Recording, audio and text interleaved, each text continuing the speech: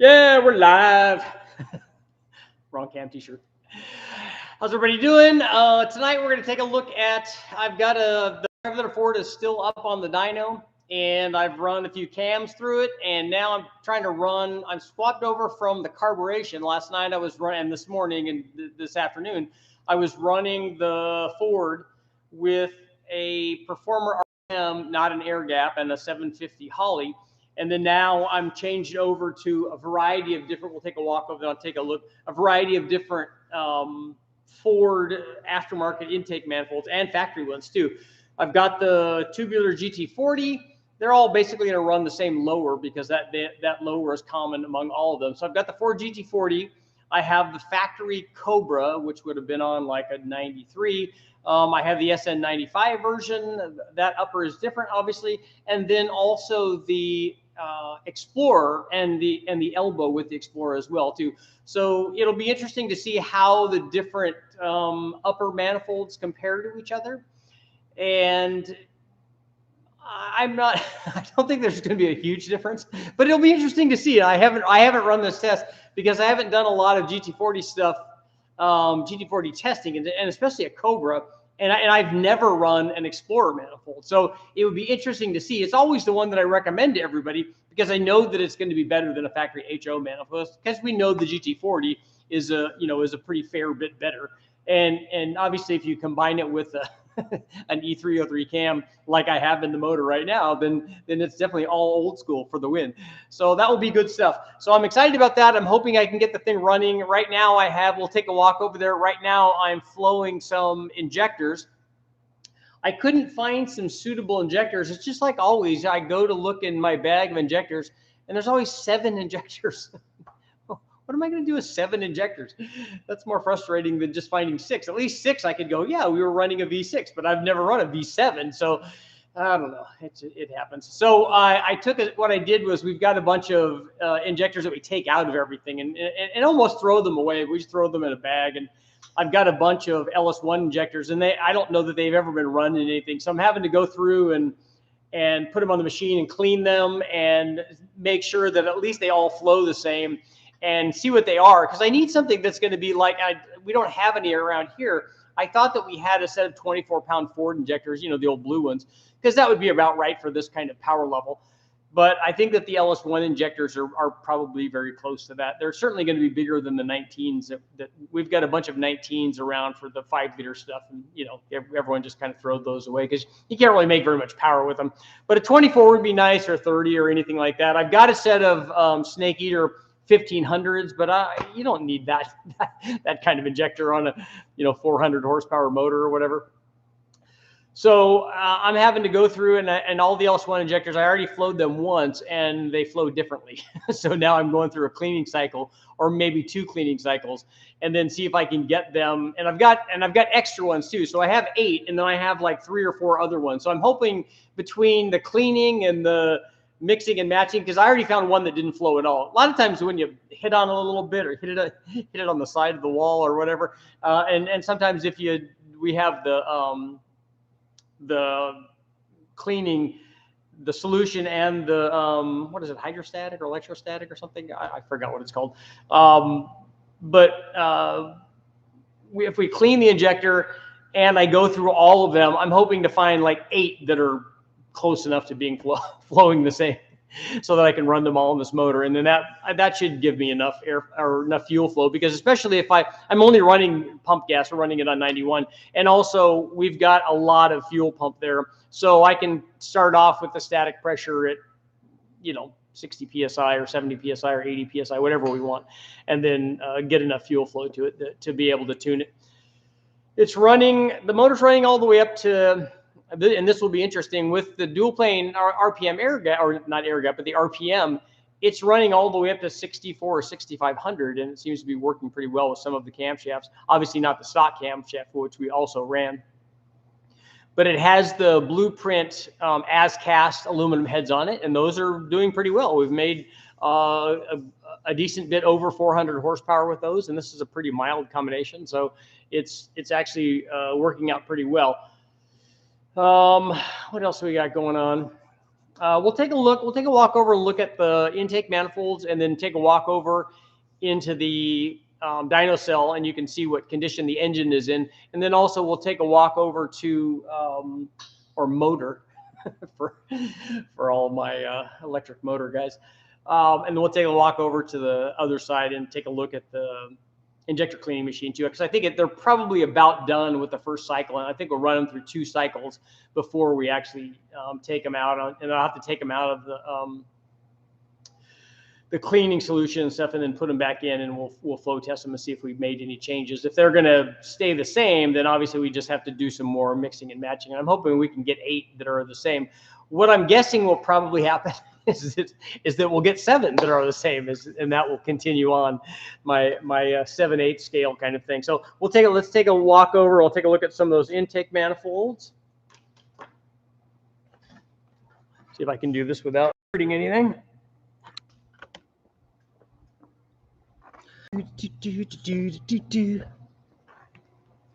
Okay, so here we have our cart full of intake manifolds. Got the SN95 Cobra. That is the Explorer. That's the lower there. We've got our fancy elbow there. Wall. 90-degree elbow. Put that on our,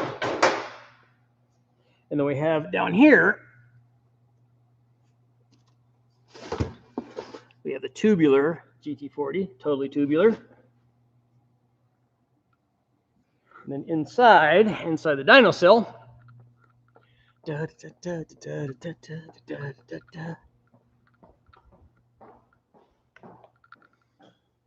we got this, which is the one that I used in the thumbnail. It's a Cobra. It actually has it's got an AccuFab throttle body on it right now, because my buddy Mark Sanchez loaned me this, and he had it on here from testing that he had done previously. I had to put these stamped steel valve covers on there to clear everything, because I had these, I had the comp cams, composite ones, but this is not going to fit. This, you can see here, some of these are going to get pretty low here. So these stamped steel ones work good. Plus that one had provisions for oil feeds on both of them and breathers, you can see.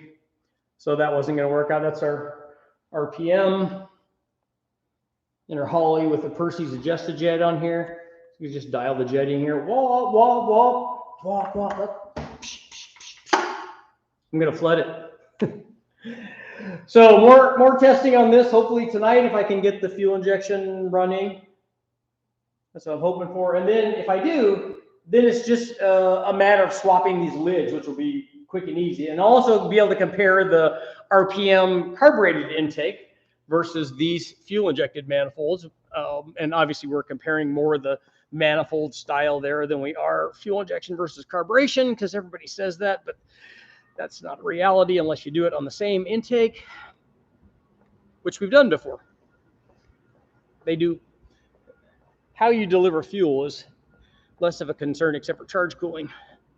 So let's see if we've got our injector machine here.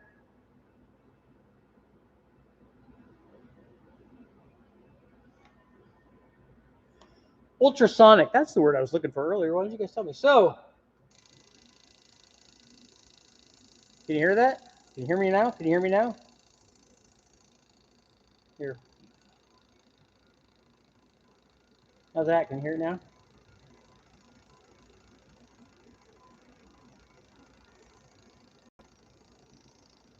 So then when we get done, we'll go ahead and pop them up there, flow test them, and see how close they are. And like I said, I got a couple spares. Hopefully they're not bad. This is a different color, so it's set aside here. That might still be an LS1. I am just not sure though. So we'll let those go through their cycle again, and then figure out whether we got you know, I could always just put this on there. That probably would make a lot of power. Very nice. It's all kinds of cool. How about this thing? Does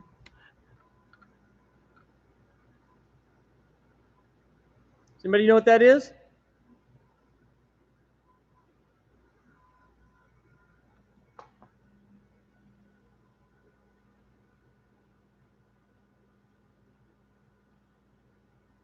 Pretty cool. Nicely done too.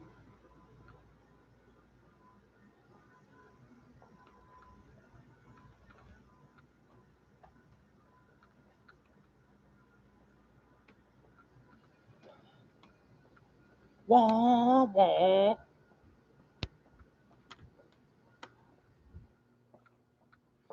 So walk over here, do a drive-by on the Hemi over here.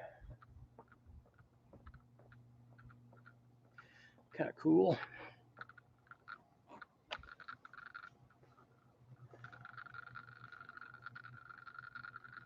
Yeah, Gen 2.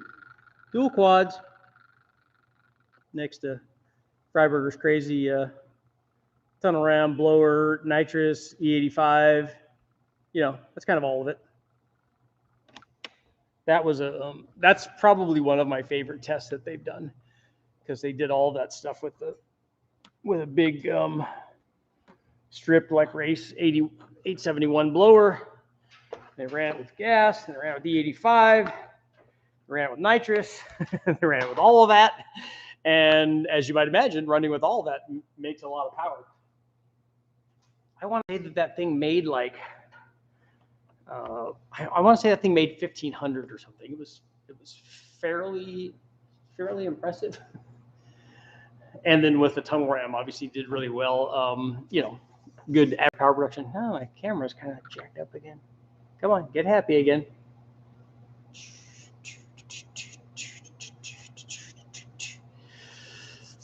Okay. Well, let's see what you guys got going on. I'll still have to, as you can see, I've got some things to do. I've got to hook up the harness, the Holly, and got to get as soon as the injectors are good and I know that they're clean and that they flow the same, that I can install the injectors and then hook up the harness and stuff. And actually, once I get the initial tune on it, it's probably not going to change that much, honestly, because the rudder lengths on most of those things I think are very, very similar. The throttle opening is not dramatically changed. We've got some elbows and stuff that are going to do something, but not honestly too much. And the nice thing about running a fuel injected deal with the Holly too is just, you know, if it goes, okay, well, it's, you know, it's 12.5 on this one, it's 12.2 on this one, and I need to make it 12.5 on both of them or whatever. That's easy. That's a few clicks. And that was kind of the nice thing about running the carbureted deal with all the cams. The nice thing about having the Percy's adjusted jet on there is because you could just go in there. You don't have to take the bowls off and do jet change. It's not that that's really, you know, it's not terrible, but it's nice to go in and, okay, this one needs a quarter turn or a half turn or whatever. And it works pretty well. It's really fast for being able to dial everything in. I was surprised, honestly, with the different cams that I ran, going from the stock one and the Comp Extreme Energy, the 274 cam, and I was able to run the E303 and then the Summit version of the E303 so far. I don't know how much more I'm going to get done. It's taking a while to get all that stuff done and film it and stuff, but it's interesting how close the air fuel curves are with that carburetor and intake with the different camshafts. It's actually quite impressive how it remains pretty consistent, even given a fair, and also the stock cam, even given a fairly big change in cam and power going from the stock cam to some of these other cams. It's a pretty big, you know, it's a decent sized gain in power, but it's not like you have to go and rejet it. It's pretty impressive. So let's see what you guys got going on. Admiral, why you're going to drop a 6.2 full interior SN95 at some point down the line. Nice.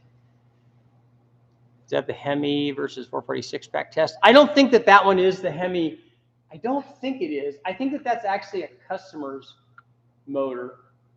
I think that other Hemi, maybe they came and got or something. The 440, I think, is here. but I don't think that that's that Hemi.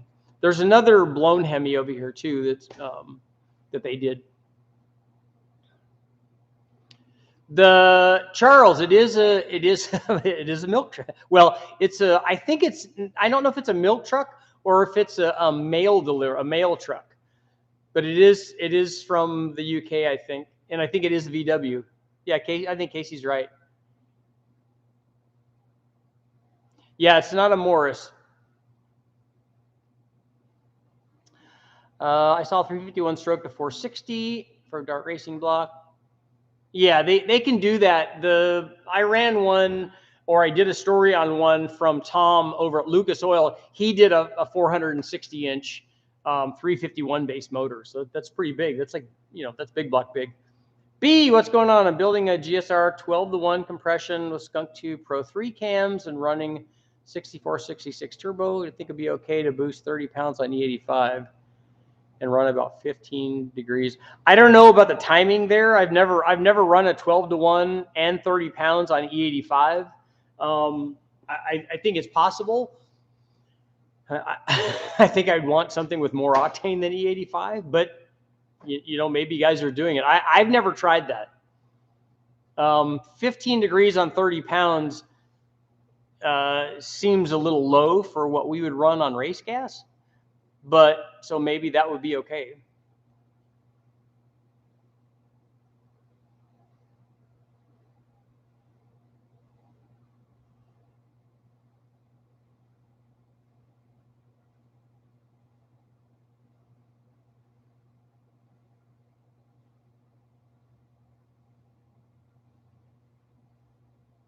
The head scam and firing order are different compared to what? I didn't get that.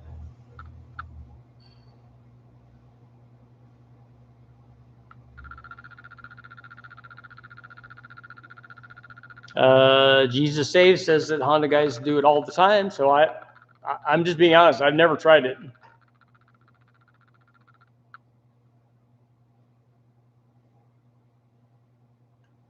Oh yeah, Calvin's here. If you guys have not taken a look yet, make sure to go over and check out Calvin. Just posted a video tonight about taking a you know, the unopened 4200, like basically essentially all the way up. So you can go over to his channel and take a look at that because it's pretty cool stuff. He's not afraid to run it all the way up, and he did exactly that and found out where the limit is of one that doesn't have you know, head studs or head gaskets or ring gap or any of that stuff. He didn't do any of that. Just turn the boost up. A Thunderbird 5-liter and a Mustang 5-liter have different firing orders? Do full floating wrist pins matter much? In what application?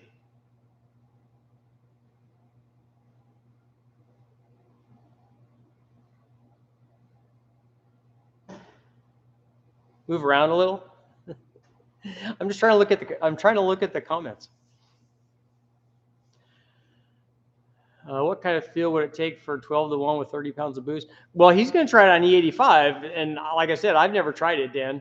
But if I was going to do it, it would be on C16 or 118 or something that we have here. I would try it on that first, and then it might be that the cooling properties of E85 equate to that change in octane. I don't know. I don't have a feel for that. What's your thought on a Gen 3 Hemi? I wrote a book on them, so I've done a lot of testing on them. They work really well. I think that they have really good cylinder heads and they make a lot of power. The guys from Engine Masters ran a late model 5.7 over there with the variable intake and variable cam timing, and it's pretty impressive.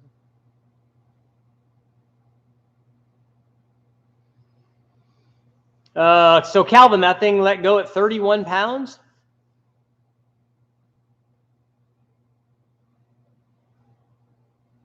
Will we see a GT40 headed 351 in the future? Yeah, I have both of those things. We have both of those things because Mark has a 351, I think, over at his place, and he has a set of that I have of his, the 4 GT40 heads. So that's an easy combination. The HO has a different firing order. It's a 351 firing order. But I thought that they used the HO in the Thunderbird. Is that not the case? Yeah, methanol might be a good option for that 12-to-1 deal. Although, if maybe people are doing it, I don't know. Okay, the T-Bird is a 302. Is the other firing order?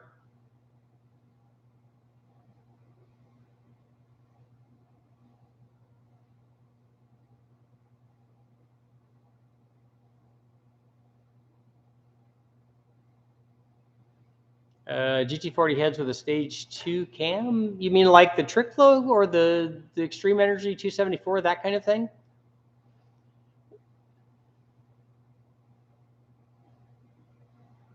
Full floating pins make it easier to swap out the burned and melted and hold pistons. That's true. It just come off a lot easier. It is a lot easier to swap them out than if they're pressed.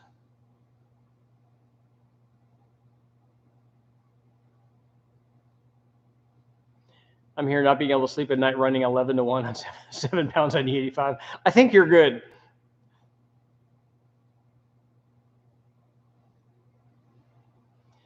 Suggested intake for a Magnum 360 carb swap. I think a dual plane is the way to go, like the Edelbrock version, a Performer RPM if they have an air gap or something.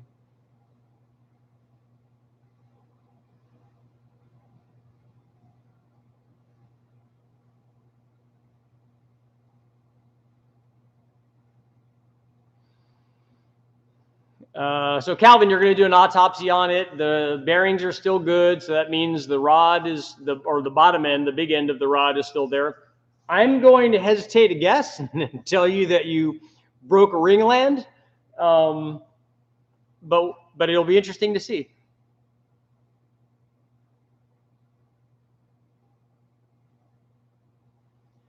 On a relatively stock 302 truck, what's the best tow 4x4 cam kit? Something small, something really small. I was actually very surprised how well the stock 302 HO, like the Mustang cam, did. It's pretty impressive, and I can't remember now off the top of my head. It's been so long since I looked up the factory specs on it. But I think it's bigger than I think that it's got to be bigger than these, like the LS cams are. It's got to be bigger than the LS truck cams.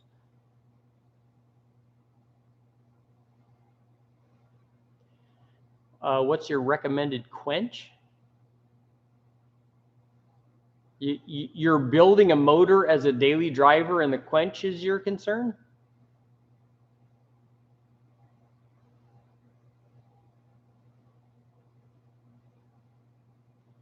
Parasitic drag difference with full floaters. You need to not be concerned about that stuff. That's really, really tiny stuff that almost doesn't matter.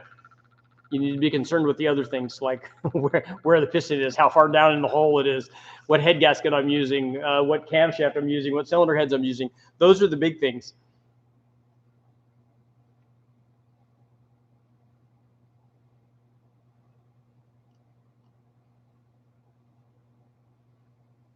Ford won Daytona. That's cool.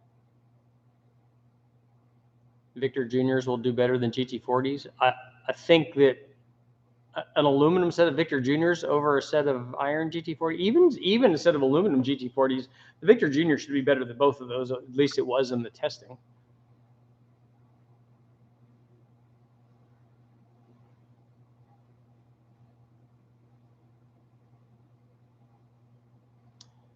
The rod is poking out of the block. You think a ring gland would cause that? Well, here's what can happen if you break a ring gland. Sometimes they just break and then they just lose power, and that's really nice. Sometimes the piston scuffs in the bore and stops the piston from going up, and then other things keep going up, and it just destroys the rod. It can destroy the rod, it can destroy the piston, but it all started because if you look at the piston and the piston has a broken ring gland, my guess is that's where it started. You could have also just broken a rod. Like I'm just speculation on my part. I haven't seen the motor pictures or anything, so it's all just speculation. But I can tell you that ringland, not having enough ring gap, can certainly be an issue at 30 pounds.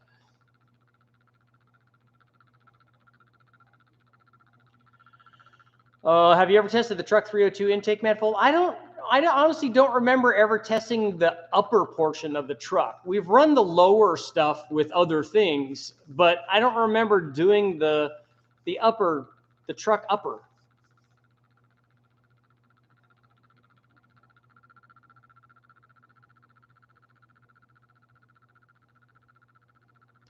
I'm catching up. The walk around the shop was cool. Yeah, there's always lots of cool stuff to see here.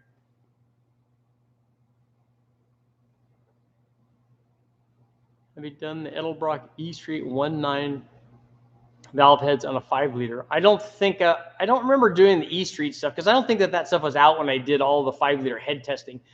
I think we did performers and RPMs and then Vic Juniors because I think that those were the 3 that they had.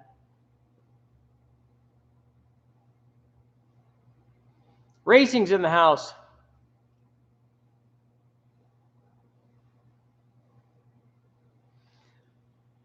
Yeah, the problem is that when stuff breaks, that people don't realize how fast things are going. And when something tries to stop and all the rest of everything else is going really fast, it finds a way. It's like Jeff Goldblum. Life finds a way. What's the highest compression you would run on a boosted motor on E85? I don't know. I don't have an answer to that. It would depend on a lot of things. It would depend on what kind of motor it is, what I was doing with it. Is it a 4-valve motor? Is it a 2-valve motor? Is it prone to detonation? Are you trying to run the really high compression because you're in a very competitive class where the extra horsepower might come in handy that you can't already get from just going to a bigger turbo?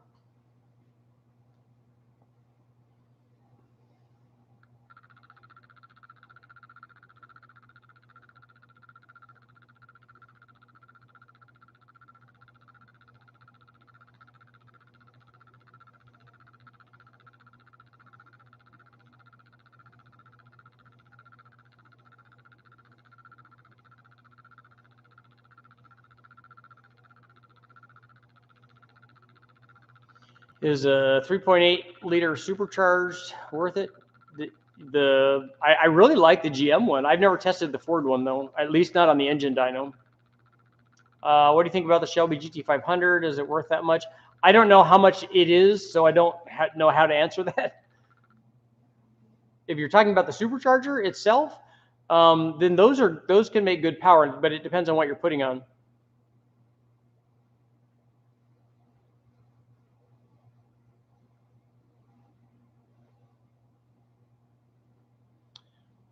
Richard, love your channel. Any update on getting the LT5 going? No, I'm glad you mentioned it though, because it's up there at the thing.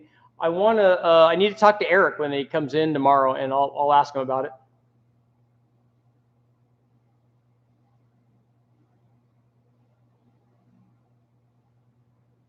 I guess an SN95 adapter elbow on the Explorer intake will do nothing or cause a restriction depending on the adapter. SVO, Brock, Professional Products, TFS. TFS adapter is 75 into 70. What's the opening? I haven't even measured the opening on the Explorer. I think that those were set up for 65s, right? Richard, this is a bit off topic, but what kind of food do you like? Well, I really like the pizza and wings that I got today from Pizza Pirate. Why is my thing freaking out? There we go.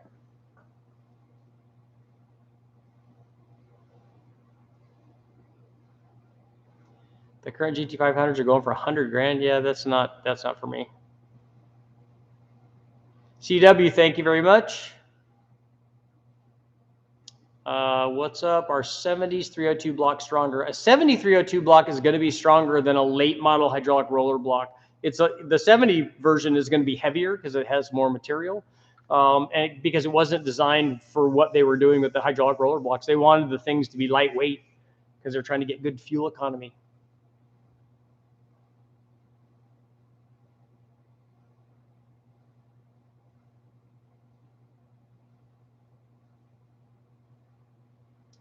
Make more videos on truck and SN95. Oh, the intake manifolds, you mean?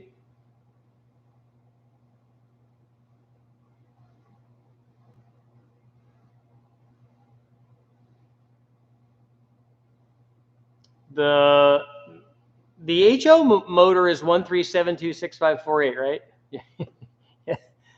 6379 is probably not going to work.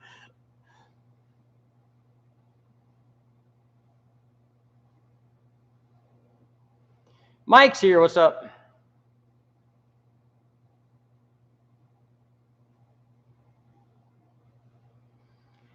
Calvin, we'll have to check the ring gap on other cylinders. In our previous experience with LS stuff, the high mileage stuff didn't need much of any ring gap. See, now I've done probably 100 of them. I would think that many. And the ones I've checked, the mileage and gap did not correlate. I've taken some apart that had 200,000 or 300,000 miles, and the gap was still in the teens. So. And it was still a standard bore piston, so it wasn't like it was rebuilt. And we've taken others apart with less gap than that, and have the gap be more than that, be in the very very low 20s, 20 or 21. So that's why I like to check it, and it needs more gap than they have, especially if you're trying to run a lot of boost. But and that might not be it. That's why I'm coming to you. I want you to test it, Calvin. I want you to take a look at it and tell me what it is.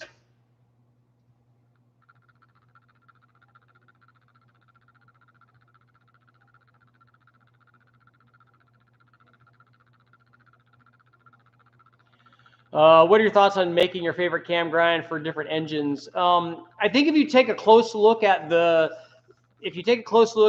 was actually thought about doing, and I was approached about doing like some signature series camshafts for various people. And I might do that because I have some that I like, and I have some that I would like to change and make that also. Obviously, I didn't go into the cam business, but I can do that with various manufacturers, and that would be interesting. But if you take a look, the interesting thing I was going to say is if you take a look at an Extreme Energy 274 cam for a 5-liter HO, and take a look at that Crane 224, 232 cam in the LS that does very well. Both of those actually do very well, and not as a super high performance cam, but they both do really well in their respective things. There's obviously more powerful camshafts, but that's a good go-to size, and it works, on a small block Chevy and stuff.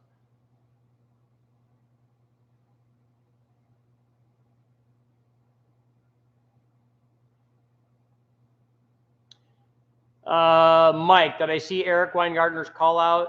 Was it just recently, or was it the one from way back? Because I just talked to Eric. He's actually came to Southern California this week, or this last week, I think. I take that back. I think it's coming up. So he's heading out here. So hopefully I'll get to see him.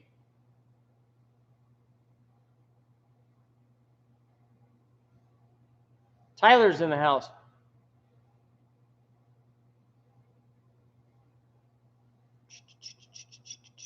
What specific process and tools are you using to add ring gap?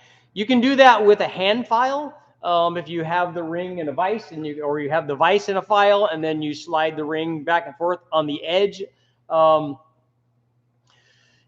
take the ring gap off. What you have to do is keep putting it in the bore and make sure that it's square in the bore. Take a feeler gauge, measure with a feeler gauge to see what the gap is. When you put the ring in there and it's square in the cylinder bore off of the piston, you'll see that there's a gap there. Measure that gap. It's going to be, if it's a factory one, it's going to be fairly tight. It needs to be bigger than that, because what happens is that ring grows, and if those ends touch, it seizes the piston in the bore and breaks something, and bad things happen. What are your thoughts on the SVO GT40 aluminum cylinder heads, the Y303s? If you take a look at the video that I did where I tested all those, you can see how much power they make.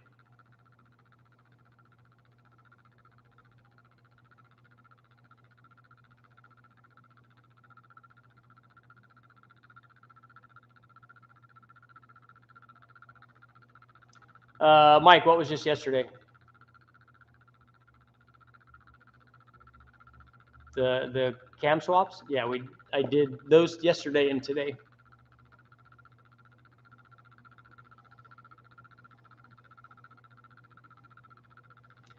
Kirk, you're doing a 408 with AFRs on your Bronco. What multi-port intake would you recommend? I saw your video on the Box R. I don't think a Box R is a good choice for that. I think something with a little bit more runner length if you're trying to have the thing be torquey.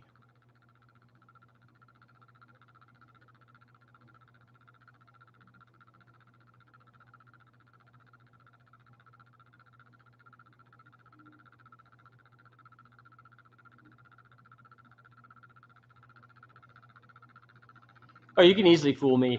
I'm easy to fool.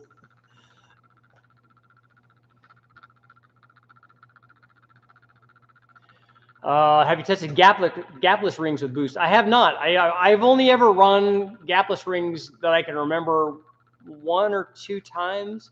I might have had them on my, I think we may have tested them on the Engine Masters on the 410 that I did.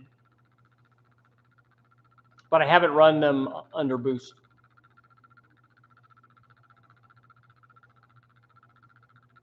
Would like to see a 351 Cleveland 2V head. I want to do a 2V versus a 4V test because I don't think that's been given its fair due from other people who have tested it.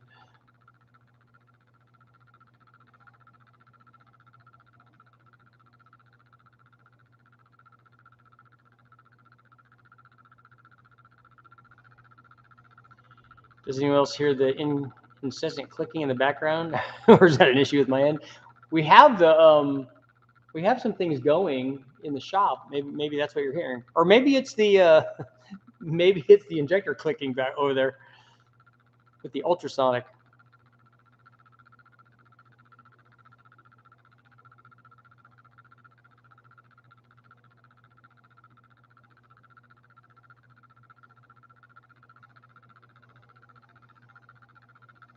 Yeah, I don't think that the no, the swamp coolers are not going over there. There might be a fan going.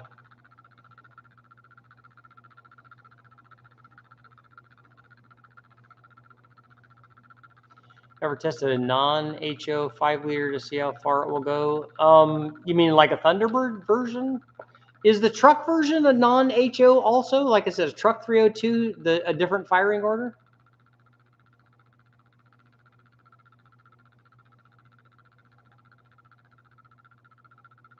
Trick flow stage 2 cam, AFR 165 on a 302. That would be a good combination. That's going to make really good power.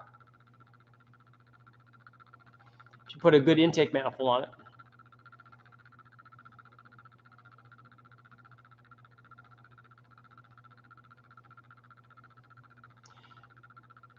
Oh, Tom, yeah, my electric blower test today was a half pound to boost, and he recommended a larger drill to increase the boost on my. So Tom did a really cool test today. He sent me a video of it. He had his supercharger, and he had his data logging hooked up, and then he ran the supercharger with a drill and spun the blower with a drill, and actually made boost. I think he made like a half pound or whatever. So naturally, my comment was, well, we're going to need a bigger drill.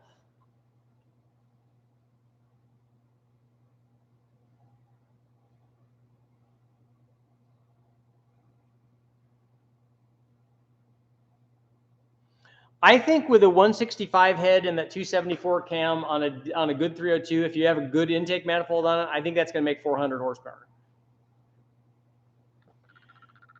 Do you like any racing series? I mean, to watch? My wife and I used to get up early every morning, not every morning, but on the weekends, and watch Formula One. So we would get up at like 4 or 5 or whenever it was airing in California from wherever we were watching it, and we'd curl up on the couch and watch Formula One. It was awesome.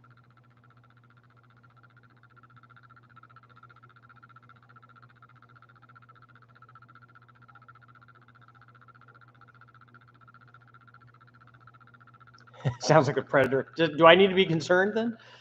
I think I could take him. Dave, have you ever done all the popular E303 cams versus all the others? That's what we're doing right now. Not only am I doing the stock ones, I have a B, an E, and an F from Ford Racing. And then I also have those versions from Summit. And then we have the stock one. And then I have the Extreme Energy 274 cam also. So I don't know that I'm going to be able to get all of that done while I'm down here because I think my dyno time is coming to an end. But I am going to test all those and see.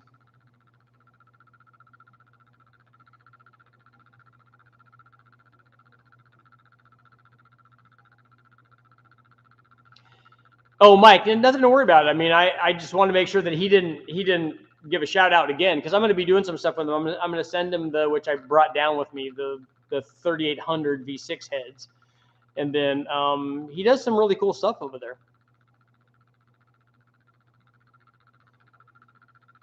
Would a 600 lift cam be too much on stock internals and heads on a Gen 5 big block? You have a couple of issues. The lift is not one of them. The lift is not going to be a problem, because I'm sure you're asking about piston to valve clearance, and lift is not going to be an issue with piston to valve. It's the duration. So you, on that motor, you might be able to get away with 230 degrees or 235 degrees of intake duration, which is what's going to hit. The lift is not going to be nearly as problematic. The problem you are going to find is that Gen 5 motor is going to have peanut port heads. They don't flow a ton. I don't know that they're going to respond really well to a 600 lift cam unless you did a head swap on them. And also, you're definitely going to run into issues with installed height and also springs to run a 600 lift cam in there. So you have to science all that out. Yep, pizza party at Westech, and it's just me and wings. The GT40P heads are off an Explorer. Yes, the Explorer came with both of them. They came with the GT40 and GT40P, depending on what year it was. Calvin, I want to see if that's what it is. It might be that didn't need it. It already had it. I'm kind of curious to see what it is. If I was running like the motor that I'm going to run on the dyno, we're going to turn it up and try to make a lot of power, it will definitely have ring gap. But it'll also have head studs and new head gaskets and stuff. It's not going to be, you did one just which is cool. Take it out of the wrecking yard and let's see what happens, which is, 17 different kinds of awesome. So don't let that dissuade you. And obviously it shows that people can do that. And I think you're right that if guys ran it at 700 horsepower or whatever, it probably would be fine. Because I think you guys made a bunch of runs and passes at that power level, right? Going to do any boost comparisons with cams as well. I don't think we really need to do that on the Ford. If we see what happens with them NA, and it appears that the Summit cam is not surprisingly are going to be better than their Ford racing counterparts, which is not surprising since it's a more modern cam, and not surprisingly also that they're dual pattern cams and not single pattern cams, which right off the bat we know from watching this guy that makes them better.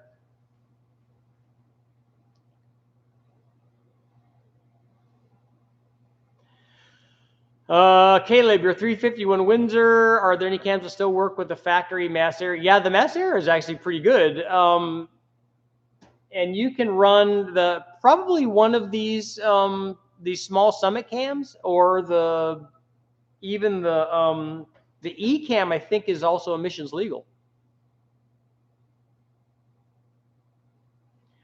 Brian, that 264 cam also works very well. It's just slightly milder, but it makes really good power, and the idle quality is a little better.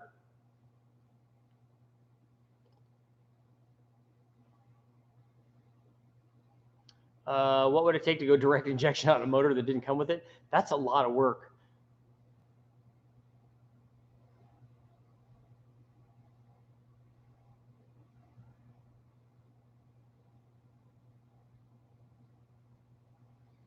Oh, so you made 35 pulls, 600 to 800 wheel horsepower. That's a lot.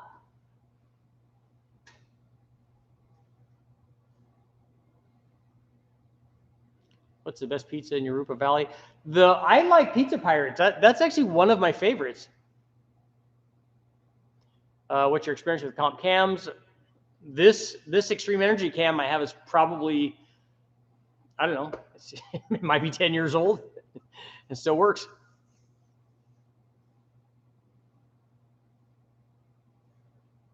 I should do a collab with Alex. He's doing some impressive stuff with electric turbos. I'd like to see that.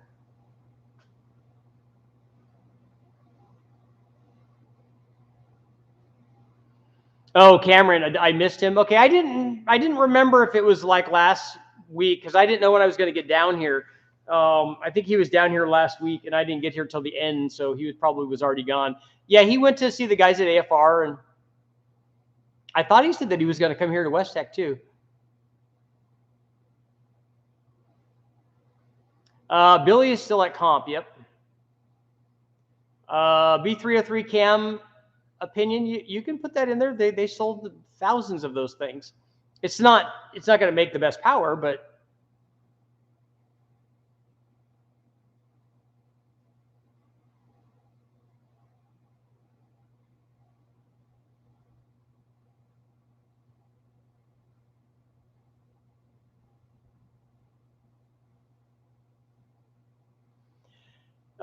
Kurt, do you know how much milder the truck cam is than like the stick cam in the 5-liter HO in the Mustangs?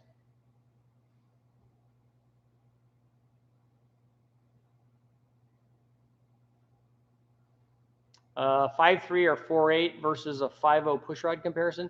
That's not even going to be really close. I mean, a stock 5.3 makes about 350, 355 horsepower. So it takes at least a cammed 5-liter to do that. And probably a cammed one that also has like a GT40 head or something. I don't know what a jam car is.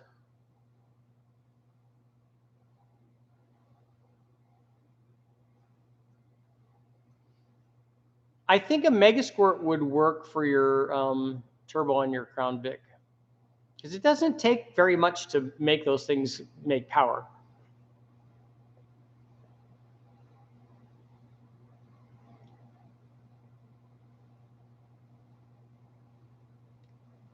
I am asked why this. I like cam for a 351 Cleveland 1990 2V 4-speed 350 gear.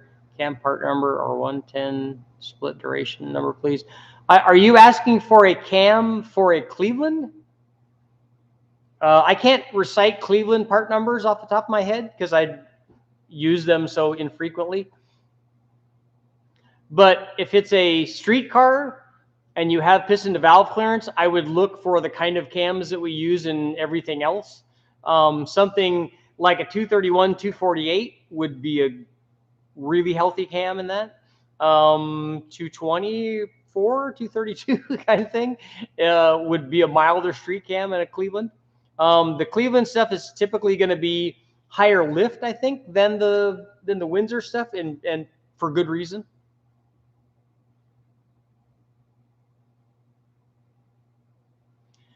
Having the Matt was commenting about seeing a lot of non-HO 5-liters in the wrecking yard. But if you're going to change the cam, you have whatever firing order you want.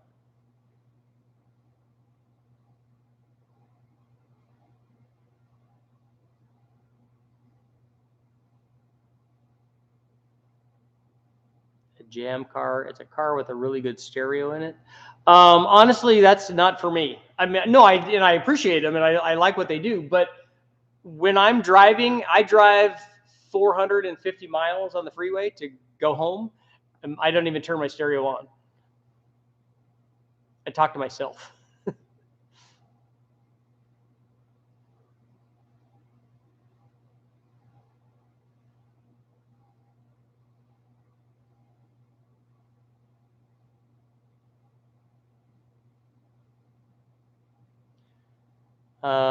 Ford D30 WCP? That's not World Products, right?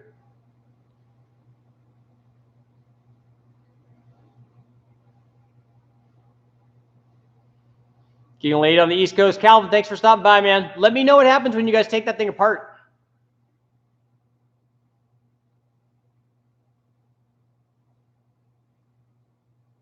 I don't have any Cleveland cam part numbers because I don't know them off the top of my head. Are power pipes worth it when using a Vortech supercharger? Is that the discharge tube? Is that the non-plastic one that's the aluminum version? Or is it something else?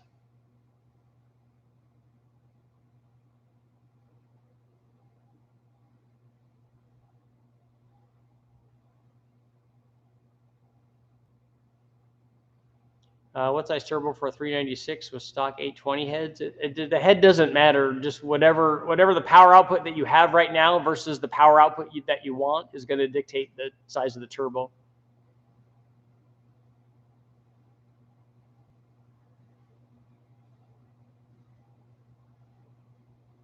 So you're worried about the size of the cam because of the piston. I don't think the piston to valve clearance is going to vary between those pistons very much.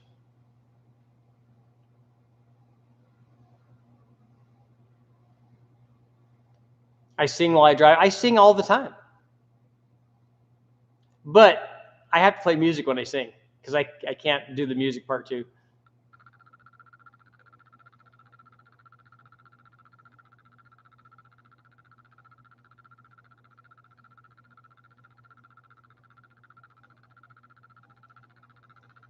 The intake tube fits the supercharger. So is it an inlet going into the supercharger? I just might not be familiar with it. We would make our own inlet tubes going into the blowers on the Mustangs.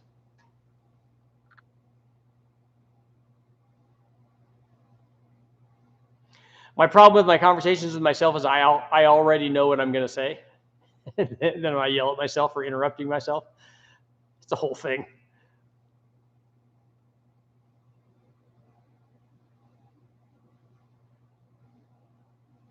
Smart people talk to themselves sometimes, and me. Scratch pizza on Edawanda. Okay.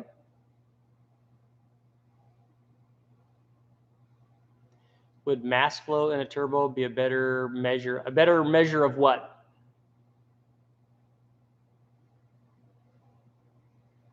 What are your thoughts on the best camshaft for a stock 302 with the best heads cam combo for all out horsepower? You're going to be limited on all of that based on the available piston to valve clearance. That's why if you want to make power with a 302, you have to either notch the piston, which you could do with the Isky notching tool, or you have to replace the piston and put a decent piston that has a valve relief in it. Then you can go nuts on you can put all kinds of cylinder head on there. You can put a cylinder head on there that can feed 600 horsepower, put a really big camshaft in it, and then put a really big intake manifold on it, like a tunnel ram or something, and go nuts. Can you send me a spec chart on a 496 build? I don't have any of that. You can look at the videos, and I tell you what head that I used and what cam I used and what intake manifold I used. That should give you a pretty good idea.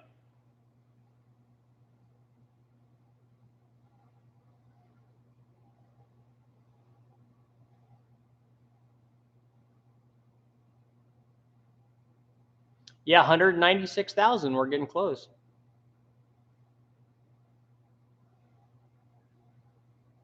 The clicking just came back. I don't know what that would be. Let's see.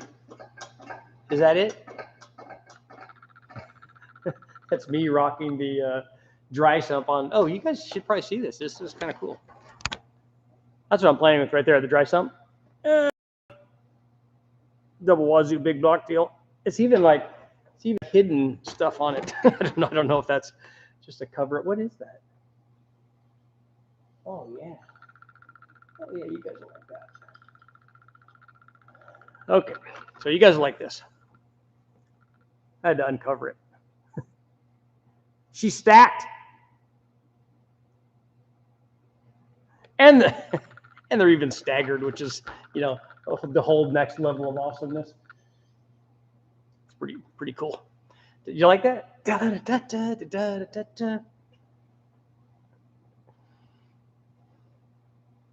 What are you going to do when you hit 200,000? I got to do something cool,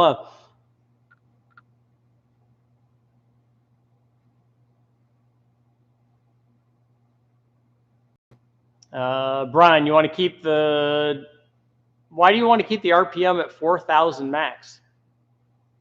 What is that going to do? Yeah, like the pro stock guys with the sheet metal covers over them. I'm sure he just has that cover over there when he transports it, probably just so dirt and birds and stuff don't go in there.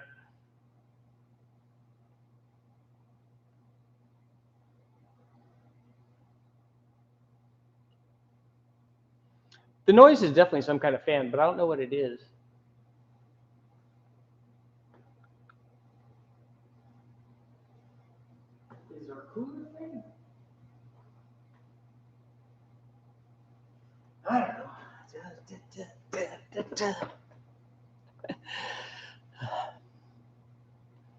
Kurt, I was told that the 2-barrel Cleveland heads physically clear the 5-liter HO stock cam engine. Valves clear with the HO cam using the stock 2-barrel Cleveland 172 rockers. Okay.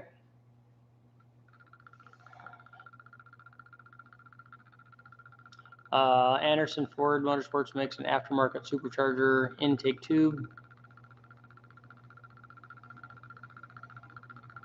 I think it is a Dragon. Let's see. Yes, it's a Dragon Claw.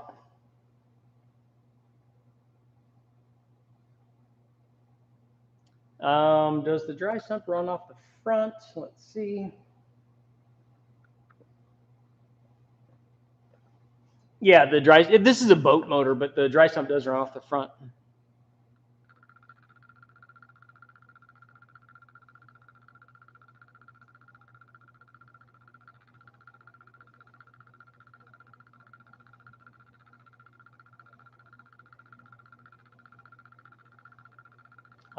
Turbo boost is a measure of flow restriction. The better flowing intake would make less boost, but possibly more power. Yes, if you have for instance, a positive displacement or centrifugal supercharger, anything driven off of the crank, and you don't change the pulley, and you make a change to the motor where you improve the power, the boost will normally come down. That's what happens.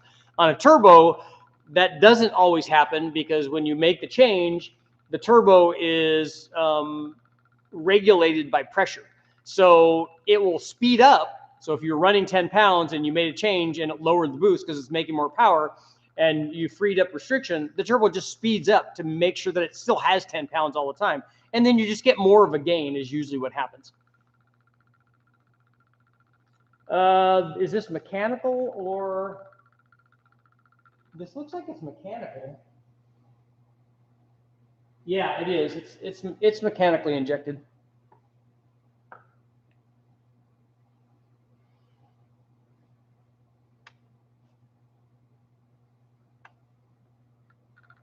It might be the fan under the. Might be the fan in the laptop, but there is something else that's spinning out here. Burnouts in the parking lot. I need to do a burnout in something other than my truck because as we saw there, it didn't. It wasn't that impressive.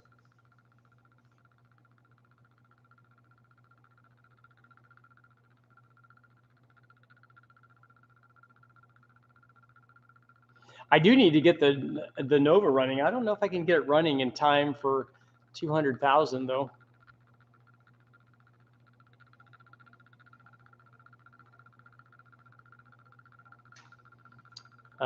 Jam car is thicker than a jelly car. So if you have a jam car, do you have a peanut butter car also? And then you do a figure 8 until they come together?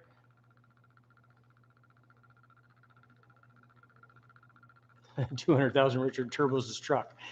And then as I'm carrying the turbo over to it, the 4L60E breaks.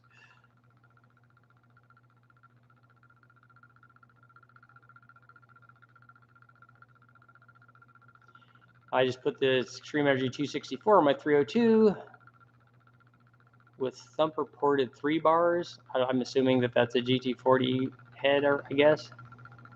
The TMOS ported lower GT40.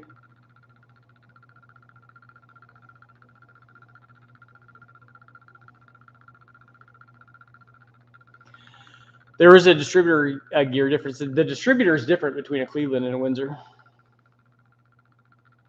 Part number, brand, hydraulic cams for 2V 4-speed.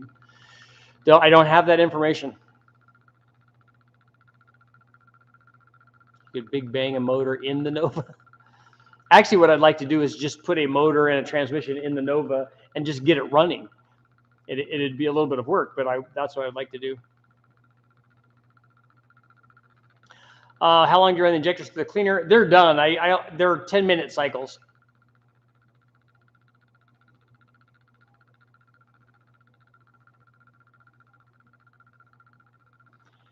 What's a better intake, an Explorer, GT40, or Cobra? I don't know. That's what we're going to find out. I honestly don't think that there's going to be a big difference, but it will be interesting.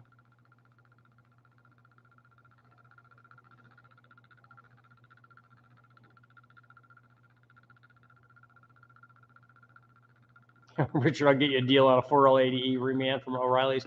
So now, how hard is it to reprogram your harness and your ECU and all that stuff to do a trans change in it?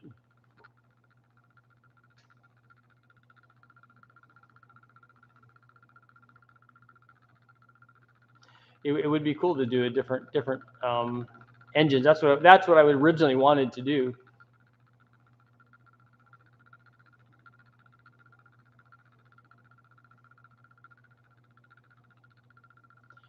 Oh, Tyler, you want to see a write up on the how we got the well? Somebody else told us how to do it, and then Ish did it.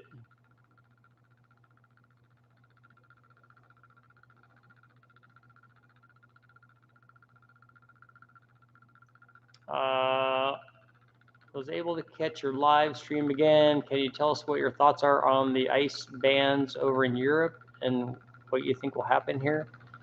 You can't have ice? You can't. How do you make your drinks cold?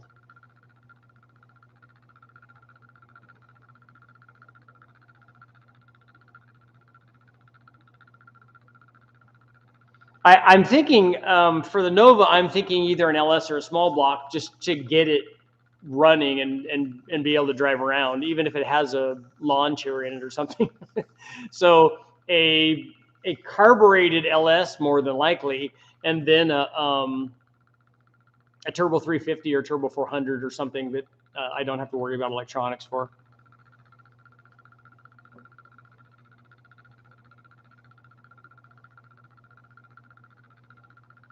Any recommendations on big block Chevy turbo headers? We've used stock exhaust manifolds on Chevys a lot, and also I had some made. Jason over at JT Fab made me some that basically mimic what they do on a.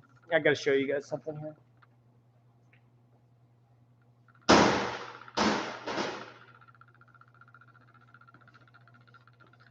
So Troy whipped up this fancy Y pipe here, V-bands, T4, wastegate, because they're going to be doing some turbo testing on Engine Master. So Troy ripped that up. It's pretty nice. But the big block question, Jason made me a set that basically looked like the up and over and forward, or up and forward, or whatever headers that you see on the LSs. I've run them both ways, up and down, and made Y pipes for those. And he made big block versions of those so that I can connect I have a Y pipe that's a single, and then also we can run twins off those because they just end in a V band, and then I have two V band elbows that have wastegate provisions on them that go straight, and then I have mounts for the turbos, and that works really well. But I don't know who makes one that's dedicated.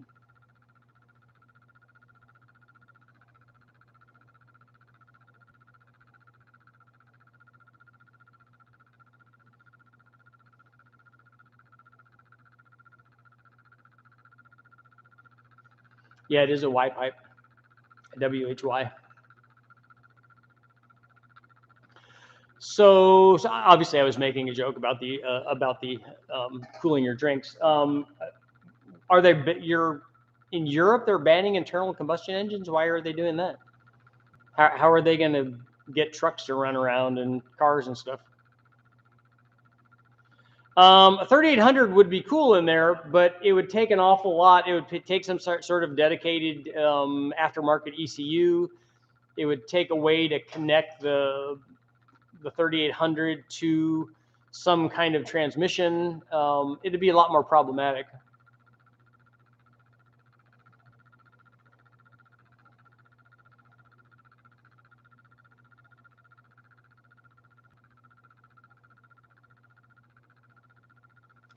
I'm guessing 12-to-1 compression on a GSR is too much for.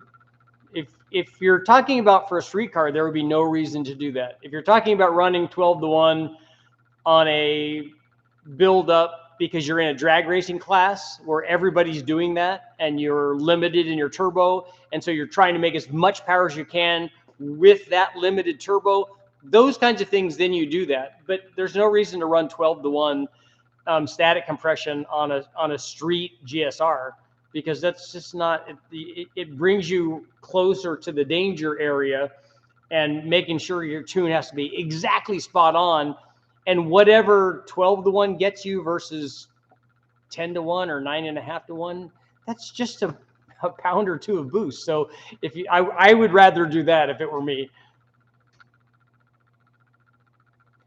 How about putting a Cleveland into the Nova? I don't find Cleveland's. TFS 285 heads, 274 cam. I'm sure that that's a 205 head, maybe. 10.5, 11-to-1 Victor intake. Yeah, that's a good combination. You could use a PCM from a Grand Prix in the Nova with HP tuners, or even run a Holly if you wanted to run the 3800. Yeah, that's what I said. You'd have to run some sort of dedicated aftermarket electronic ECU like a Holly that is very expensive and that I don't have. I have the ones here at Westech.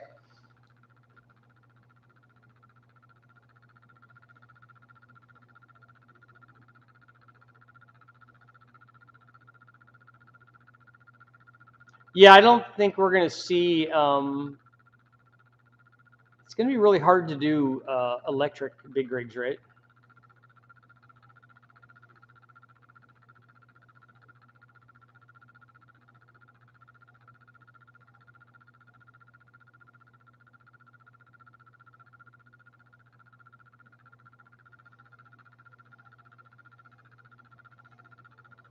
Chevy Sprint. Now we're talking. It's going to have to work pretty hard. Nice thing about the Sprint is only 1,700 pounds. What gears are in the rear of the Nova? According to the build sheet, if that's still the way that it is, it came with 308s.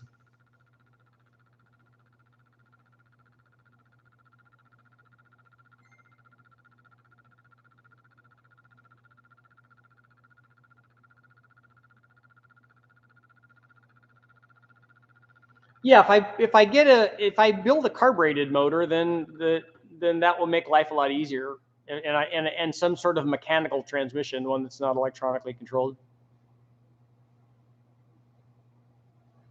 I'm not going to revisit. I don't have plans to revisit the 4.3 V6 right now. That would be way down the line. The 4.3 V8, though, yes.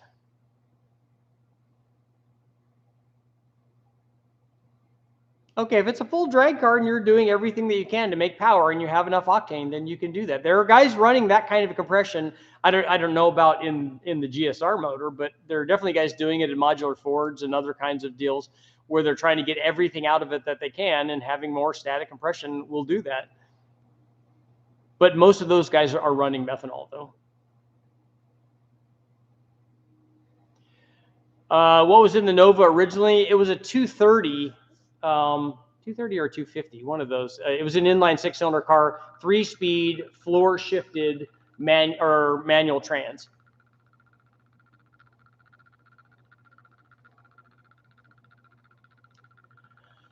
What's your favorite Mustang year? I own a Mustang, so it's an 88. The Nova is a manual trans.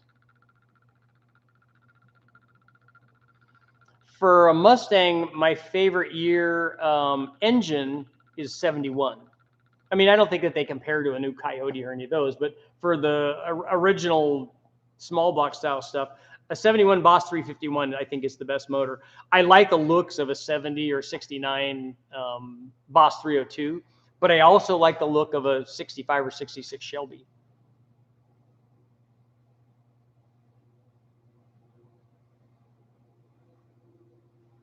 Lenco would make more power to run than the Sprint. I know a guy at Lenco too. That's too bad. I know we got to see the treehouse. The treehouse is still up, so we'll get to do more stuff. I have done some stuff with VWs, with air-cooled stuff. Not on the engine dyno here at Westech, though. South Texas is in the house.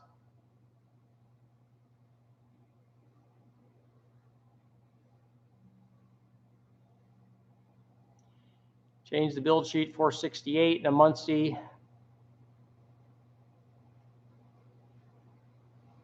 Yeah, the Cleveland and Windsor, it's not hard to do. I mean, they already did it. They already showed you how to do it in a Boss 302 head, basically. That's a Cleveland head with a Windsor intake. So it's or rather a Windsor block.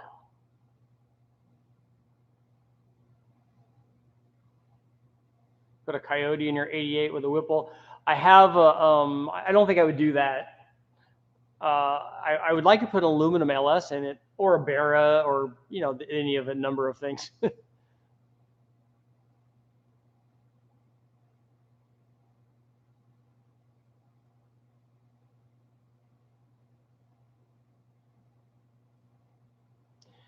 I love the 70 split bumper Camaros. I do like those. I mean, I have a soft spot. We all do for our first car.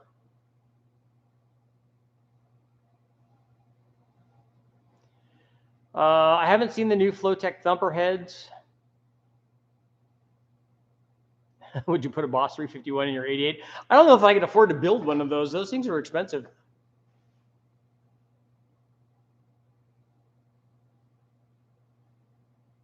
With a wide body, nice.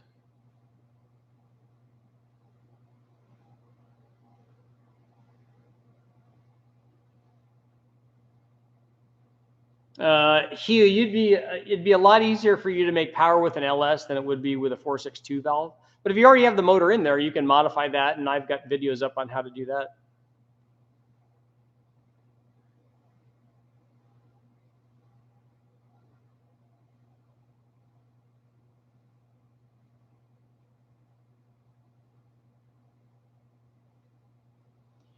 Have you seen the aluminum Cleveland heads that ProMax has? I haven't seen the ProMax ones. I have done the Speedmaster ones. I think I ran those on the I might have run those on the 400M. Do you think Mustang engines are harder to work on than LS engines? They're the same. I mean, they have cylinder heads and intake manifolds and valves and pistons and stuff. All that's kind of the same.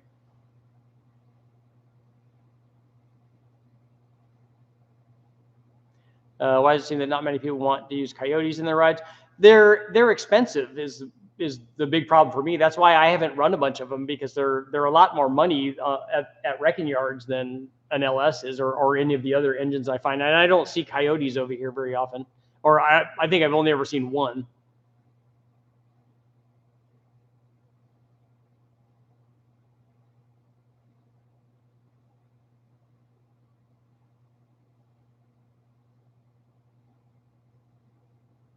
A Boss block was specific to that car, and guys use those a lot for racing. I've owned a couple of BMWs.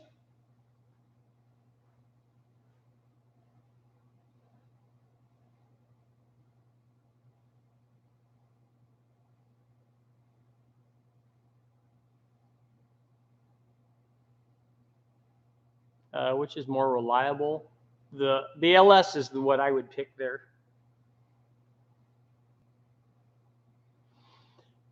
The LS just, you have to modify a 4.62 valve a lot to get it to just make what a stock 5.3 does.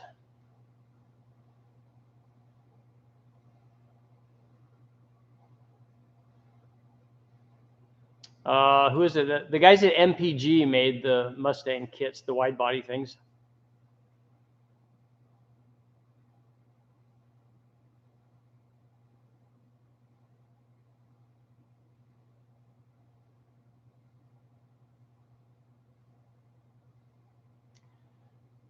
Dan, a friend of mine has a 68 Firebird with an overhead cam 6-cylinder. He pulled it out and put a 455 Pontiac. So does he want to give me that Sprint 6-cylinder so I can do some dyno testing with it? Cleavor, I've done one of those. A 408 or a 427. A 427 351 base motor would take an aftermarket block. You can't do a 427 unless you put a stroke in it, a long enough stroke in it. And I don't like doing that.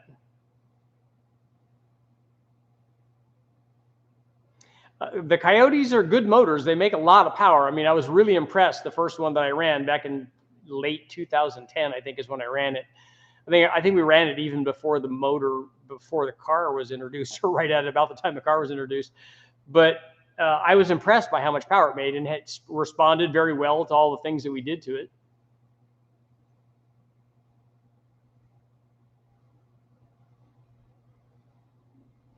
I'd like to see a 2.8 V6 out of the first gen S10. They had a 2.8 Ford 6-cylinder in a Ranger that they were doing stuff here with.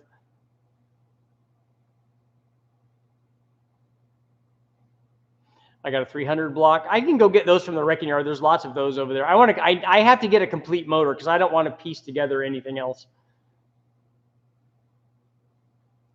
Would you rather do a late 90s Camaro or a 96 to 04 Mustang? I'm not a fan of, when's 96? 96? Oh, that's a different generation. I like the 104 that I do like, and the 03 is I like the Terminator Mustangs.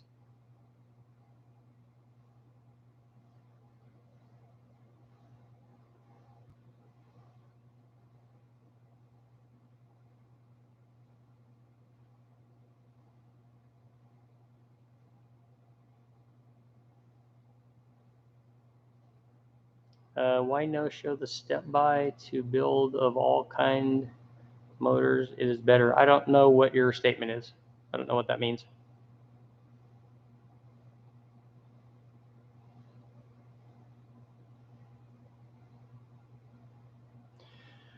I'm gonna, and I've got to get going here, but I definitely am gonna do a turbo J35. I don't know if it's gonna be a J35. It might be a J32. It'll be like my buddy Jimmy's. He's doing amazing things with that. I can't wait till he gets his channel up and going. And I'm gonna do some videos with him. He's doing video in the car. He's got some stuff hooked up to it. Lots of good data, and hopefully I get to drive it. It'll be fun. That thing I think is going to go out and knock 10s out right away.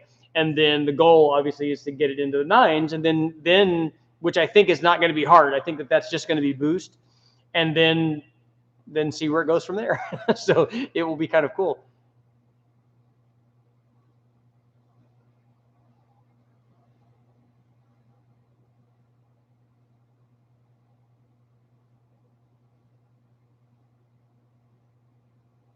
Edelbrock also makes a 4-barrel Cleveland head. What about putting a Godzilla in a Fox body? Have people done that already? Does it fit in there? All right, Tom, take it easy, man. Are you going to dyno the Maribera? The 4200 is definitely going to get a lot more dyno testing.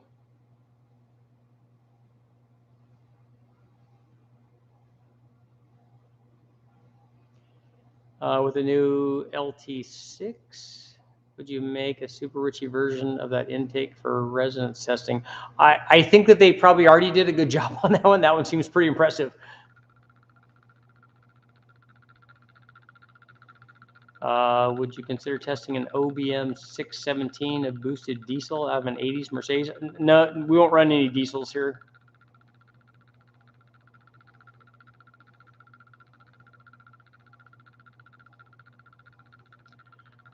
Tyler, Jeremy and I never, we talked about doing something, but he did a ported head, I think, for Calvin, but that was not for me.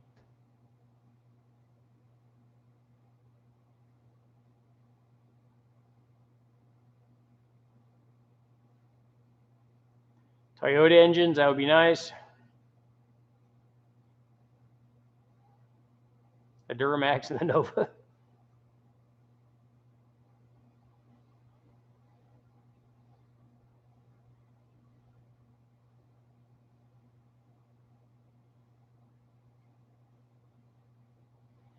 Yeah, I have no desire to test gapless rings in a, that sounds more like a gee whiz thing to me. There's no desire to do that. I don't think that it benefits us as a community to do that.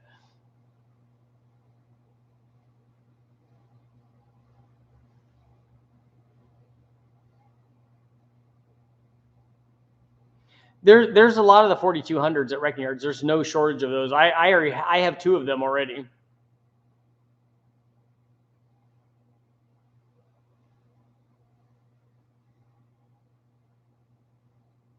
Have you ever considered trying a Hellcat engine? Sure.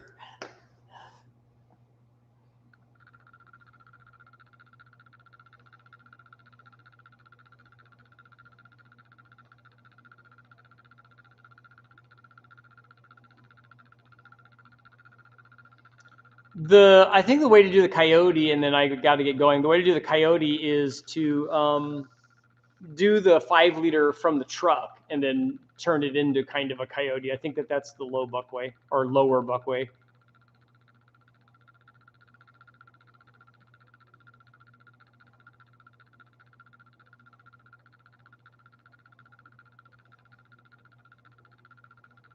Build the Nova into a straight axle gasser.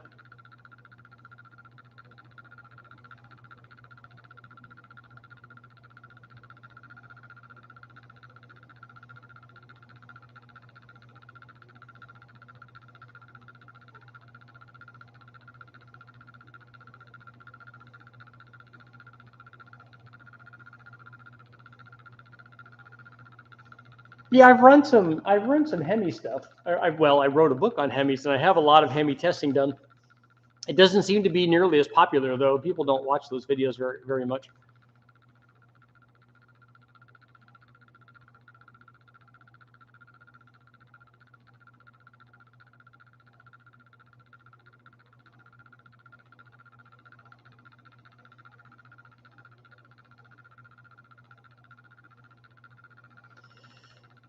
Swapping a stock 472 turbo 400 into a square body, and suggestions are porting on just.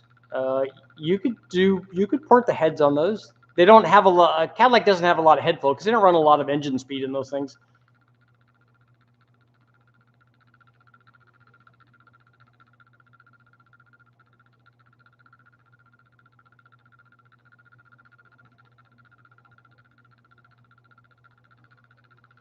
Budget 426 race Hemi build.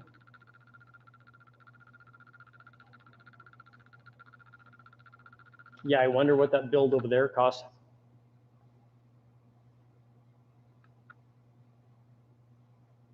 Bet if you build an old 392 Hemi, they would come. Maybe that's the case. I need to do an FE also. I need to do a 390 FE, but I just don't come across that stuff. And I have so many things I've got to get done here anyway. I got to get stuff out of my storage.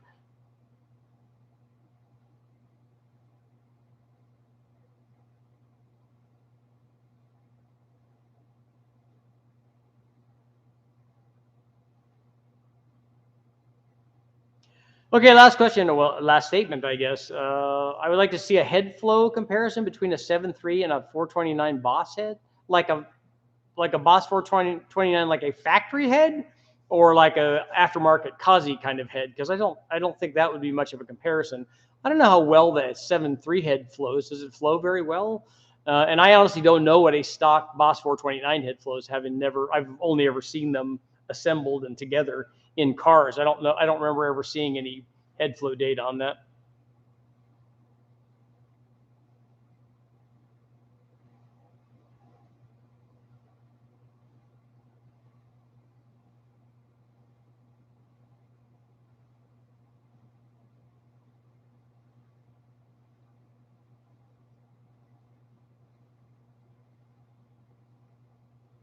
I could bring you a stroker 390. I just want a 390. I just want a complete 390 from the wrecking yard that's running and in perfect shape and never. It needs to be cheap. Other than that, I'm not asking too much, right? Okay, guys, I got to get going. Thank you all for showing up. I got to go check my injectors and see how they flow and see what's going on there, and hopefully get some EFI testing done tonight. Thanks for showing up, guys. I will see you all tomorrow. Do, do, do, do, do, do, do.